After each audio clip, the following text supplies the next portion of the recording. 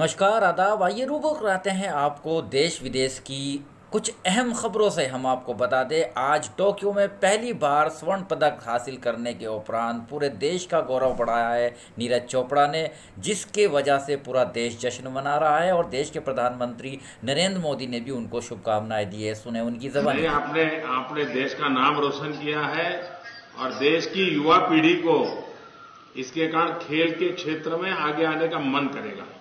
और इस बार टोक्यो में ऐसे ऐसे क्षेत्र में हमारे लोगों ने दम दिखाया है जो नॉर्मली भारत के बच्चे नहीं होते हैं, लेकिन आपने करके दिखाया है। बिल्कुल सर, मुझे लगता है कि आने वाले बच्चे लोग इससे प्रेरित होंगे और अपना स्पोर्ट्स है और ज्यादा ऊपर जाएगा। और मैं चाहता हूं कि और आप तो फौजी है, आप तो फौजी है, इसलिए और भी बच्चों को तैयार कर पाएंगे, बहुत अच्छी तरह तैयार कर पाएंगे। बिल्कुल बिल्कुल सर, बस आप ऐसे ही साथ देते रहिए खिलाड़ियों का और ऐसे ही मनोबल बढ़ाते रहिए। तो मुझे लगता है कि सर खेल बहुत ही जरूरी है एक देश के लिए और अपने देश को प्राउड फील करवाने के लिए। और बस जैसे बिल्कुल, और बहुत ज्यादा जब स्पोर्ट होता है तभी तो स्पोर्ट्समैन स्पिरिट आता है।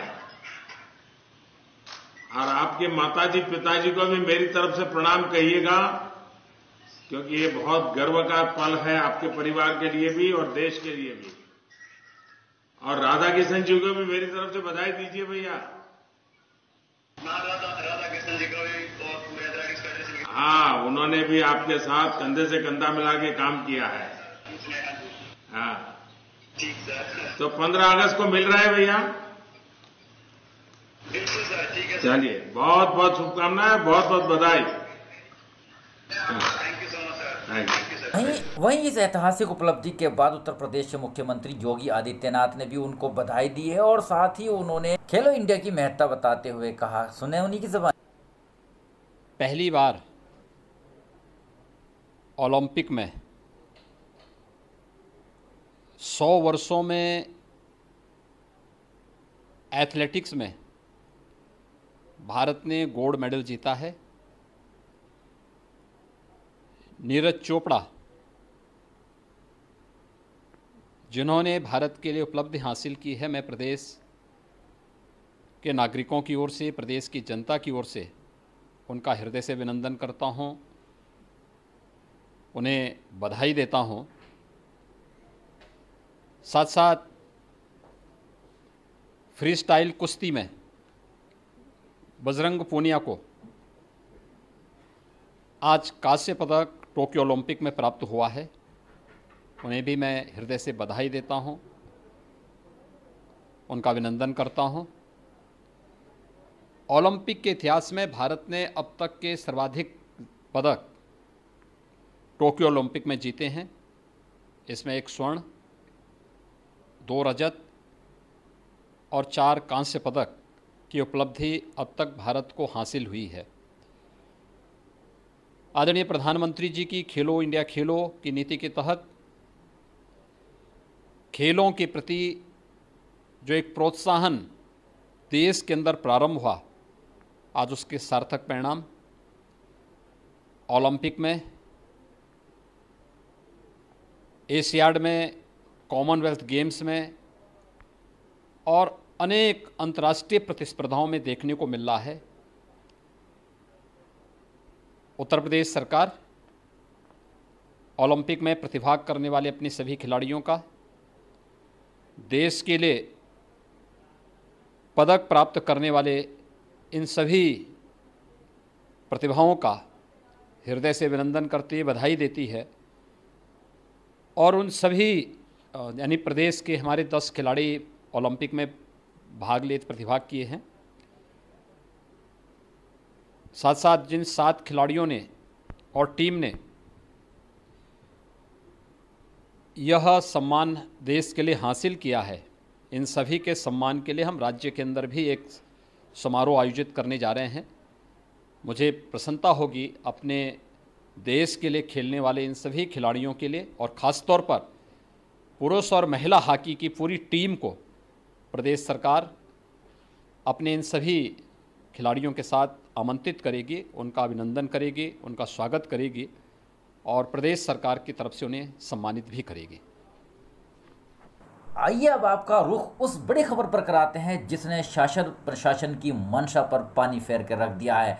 मौका था तहसील समाधान दिवस का, जो कि शनिवार के दिन जनपद मुजफ्फरनगर की तहसील जानसठ के अंदर आयोजित किया गया था, जहां पर फरियादी अपनी फरियाद लेकर आए, लेकिन बेनतीजा रहा है क्योंकि सभी की फरियाद नहीं सुनी गई है। और सबसे बड़ी बात तो यहां पर उस समय देखने को मिली जब मौजूदा सत्ता पक्ष के भूतपूर्व विधायक लगभग 2 वर्षों से अपनी समस्या के लिए तहसील के चक्कर काट रहे हैं, लेकिन उनकी कोई सुनवाई नहीं हो रही है। और आज इतना खफा हुए वो इस तहसील संपूर्ण समाधान दिवस में कि नौबत हाथापाई की तक लौट गई।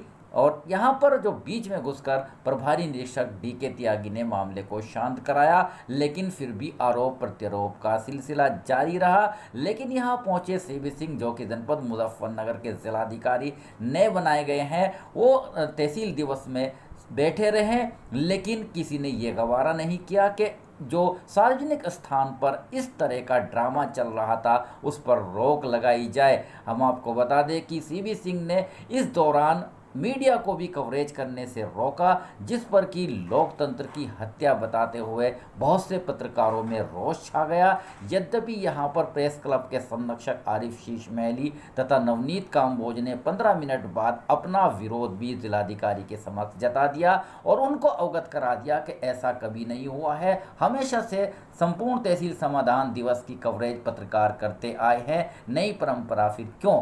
लेकिन इसके बाद कोई भी खेद प्रकट न होने की वजह से पत्रकार संगठनों में रोष फैल गया, जिसके लिए जनपद मुजफ्फरनगर की तहसील जानसठ में सभी पत्रकारों की एक आवश्यक बैठक हुई। उस बैठक में निर्णय लिया गया कि प्रेस की स्वतंत्रता को जिंदा रखने के लिए तथा पत्रकारों के मान सम्मान को बरकरार रखने के लिए मंगलवार को शांतिपूर्ण धरना दिया जाएगा। हम आपको बता दें, जैसे ही इसकी सूचना निकटवर्ती प्रेस संगठनों को लगी, पत्रकारों को लगी, उन्होंने भी अपना समर्थन पत्रकारों को दिया है।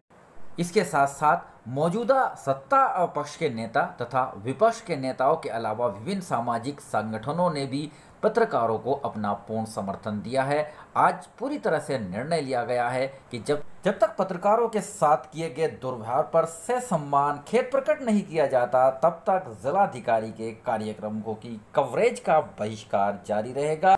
एक बार आपको फिर से अवगत करा देते हैं कि शासन प्रशासन की मंशा है कि हर हाल में फरियादियों की फरियाद सुनी जाए, ससम्मान पूर्वक सुनी जाए। और इसके अलावा जब भी कोई किसी अधिकारी से संपर्क करे या अपनी समस्या लेकर आए तो अधिकारी से सम्मान उनकी समस्याओं को सुनकर उनका निस्तारण करे। लेकिन लोकतंत्र के चौथे स्तंभ मीडिया के साथ ही यदि दुर्व्यवहार किया जाएगा, उनके प्रेस में के अधिकारों से उनको वंचित किया जाएगा, तो फिर लोकतंत्र कहाँ जिंदा रह जाएगा। इस पर आज गहन मंथन हुआ है और समस्त पत्रकारों ने, जो निकटवर्ती जो मोरना ब्लॉक के पत्रकार हैं, उन्होंने भी अपना पूर्ण समर्थन देते हुए आंदोलन को शांतिपूर्ण चलाने का आह्वान किया है। वहीं मानते हैं आज उत्तर प्रदेश की राजधानी लखनऊ के अंदर भारतीय जनता पार्टी के राष्ट्रीय अध्यक्ष जेपी नड्डा पहुंचे, जगह जगह उनका स्वागत किया गया। इसके बाद वे आगरा भी गए हैं, यहाँ पर दोनों उप मुख्यमंत्रियों ने उनका स्वागत किया है। आइए दूसरी रुख कराते हैं जनपद बलिया का। जनपद बलिया के अंदर बाढ़ की स्थिति का निरीक्षण करने के लिए हवाई सर्वेक्षण किया है जल संसाधन शक्ति मंत्री महेंद्र सिंह द्वारा। महेंद्र सिंह ने इस दौरान लगातार हवाई सर्वेक्षण किया, जायजा लिया और संबंधित विभाग को आवश्यक दिशा निर्देश दिए। उन्होंने अधिकारियों की एक बैठक ली और तत्काल कार्रवाई करने के निर्देश दिए। वहीं राजधानी लखनऊ के अमीनाबाद थाना क्षेत्र के अंदर नजीराबाद के अंदर पीस कमेटी की बैठक का आयोजन किया गया, जहां पर मुहर्रम को लेकर आवश्यक दिशा निर्देश दिए गए हैं, शांति सौहार्द बनाने की अपील की गई है। बने रहिएगा मेरे साथ। आरिफ शीश महली, चीफ एडिटर, बाहर और बेंच न्यूज़ इन टुडे।